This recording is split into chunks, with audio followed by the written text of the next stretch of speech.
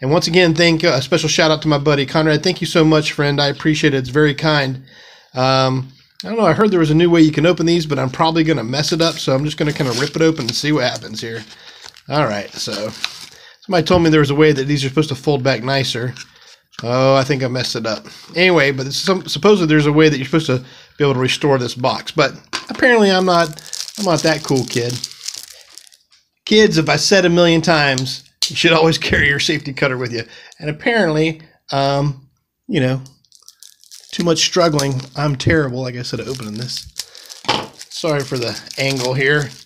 You can look at the lovely side of my Kleenex box, though. Isn't it nice?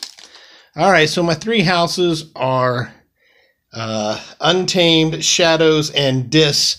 I think that when I watch the Fantasy Flight, they try to call it Dice or something like that, which is ridiculous.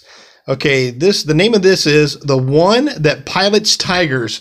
Okay, I'm going to have to say this might be the best name of a deck that I've had yet. Okay, if you just wanted to cheat, you can look at this. I'm going to not look at this because I'm going to go card by card and see what's in this deck here. Okay, so we've got ourselves what is this guy? A Punctured Equilibrium. It's an action. Each player discards their hand, then refills their hand as if it was the end of their turn. Okay, so if you think somebody's holding on to something to get a hold of you. Okay, this card here, they're everywhere. It's an action. You get an amber and deal 2 damage to each flank. Yeah, to each flank creature. Deal 1 damage to each enemy creature not on a flank. That's useful. 2 of they're everywheres. Song of Spring, another action. You get a amber when you play it. When you play, shuffle any number of friendly untamed creatures from your hand, discard pile, and battle line back into your deck. So any number, I guess you get to choose. That can be very handy, especially if your deck's getting low and you hold on to it. You can really control your draws. Okay, we got a Rust Gnar. It's a creature, power of 4. Its fight ability, destroy an artifact. If that artifact had an amber bonus, you gain that much amber. Well, that's not too shabby at all. What else we got going on here? Let's see. We got a Nox. It's a creature, power 3. It says it gets +3 power for each neighbor it has. Ooh, okay. So that could be up to what, a 9? That is not bad at all either. Okay. Oh, we got a classic key charge. You lose 1 amber. If you do, you can forge a key at current cost, which I really like. We've got a Grove Keeper. At the end of your turn, give each neighboring creature +1 power counter. Oh, that's going to be a builder. That's kind of nice. Nice little common there. I got 2 of those. Yeah, that's going to come in real handy. This is a Glimmer, a creature. It's a power 1 alpha. You can only play this card before... Oh, okay, that's the new ability Alpha. You can only play this card before doing anything else this step. Wow, okay. When you play this, return a card from your discard pile to your hand. Okay, well, that's always helpful. We got Darna, power 2, gain 1 amber for each damaged... What? Oh, friendly creature. And Reap ability, heal 2 damage from a friendly creature. I'm liking that. Huh. I'm just trying. It's been a while since I broke up my Keyforge. I was just feeling, see if the consistency felt. You know how, like, I played the early years of Magic the Gathering, and the iterations, the cards used to be really thick, and then they went like super thin, and they kind of met in the middle now with a better material. But I mean, if you had some of the Alpha cards, they were like blocks. Oh, did I get another Dharma? Okay. All right, now we're moving into the Shadows. Mac the Knife, which is a rare, of course. This one's been in the old set.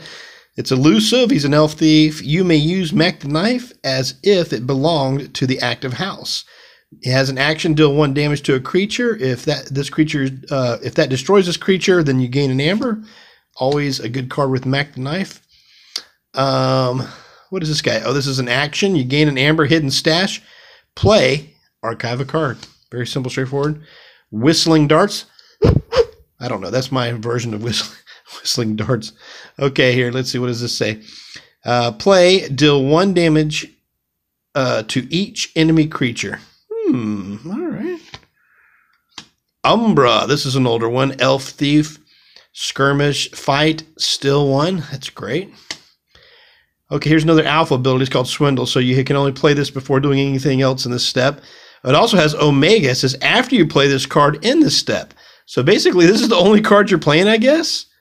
Oh, when you play it, still 3 amber. That's why. That's pretty nice. Okay, so basically it says alpha has got alpha and omega on it. So you can only play this card before doing anything else in that step, and then omega. Okay, well, okay, but you're still 3 amber. You don't always get to do something like that.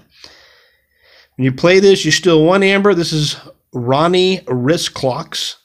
If your opponent has 7 or more amber, still 2 instead. Well, that's not bad either. Miasma, an older card from the first set. Call the Archons. Let's see. Your opponent skips the Forge a Key step on their next turn. That card has saved my life so many times. Life for life. Play. Sacrifice a creature to deal 6 damage to a creature. Wow, that's good too. I'm kind of happy. I just like seeing all these new cards. Gamgee, Elusive. Elf Thief, of course. Reap. If your opponent has more amber than you, still 1. Okay, so this is definitely a little thievy kind of deck here going on. Play. If your opponent has more amber than you, gain 1 amber for each key your opponent has forged. Okay, all right. So you're going to get an amber for this.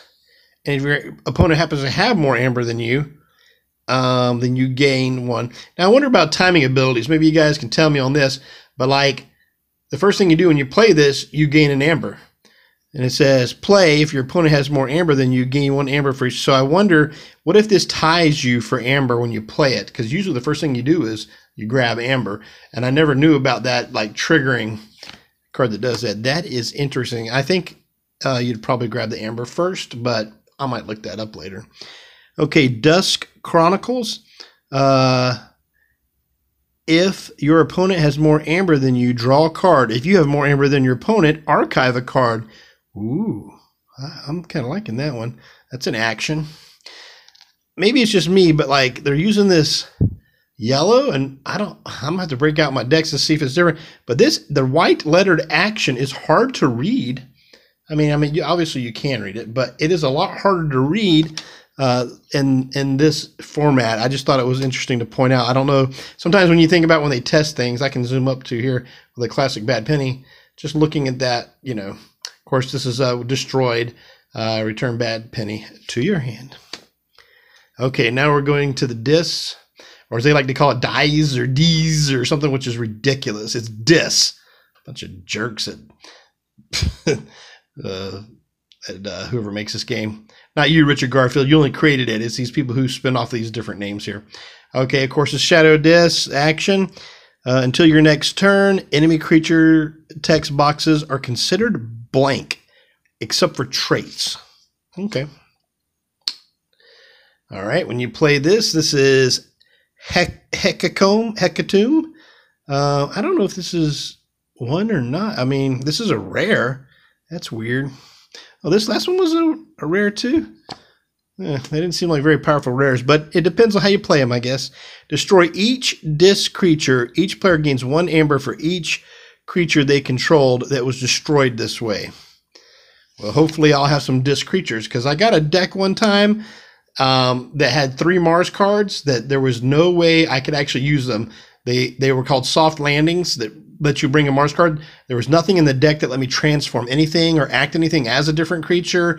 There was no way to use 2 of my soft landings because I had no Mars creatures in there, and nothing changed creatures to Mars in the deck. So beware, people. It's very rare, but you can have cards that actually have 0 use in your deck.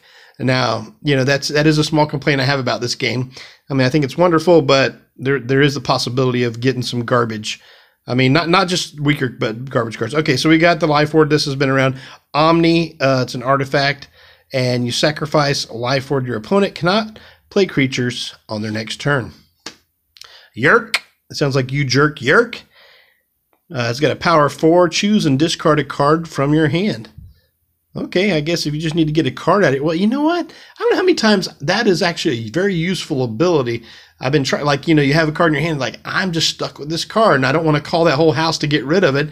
And that's a good way to get a card into your discard pile, or just out of your hand. Here's Tesmal, the Imp, Elusive, Reap, Power 2. Choose a house. Your opponent cannot choose that house as their active house on their next turn. Here's Streak, or they probably call it Struka. Power 2, Elusive. While Strick is not on a flank, your opponent refills their hand to one card or one less card during their draw step. Wow. Anytime you hurt someone's hand, it's not good. I mean, basically, it's like giving them a chain. Okay, not finished with you. Gain an amber for playing this action.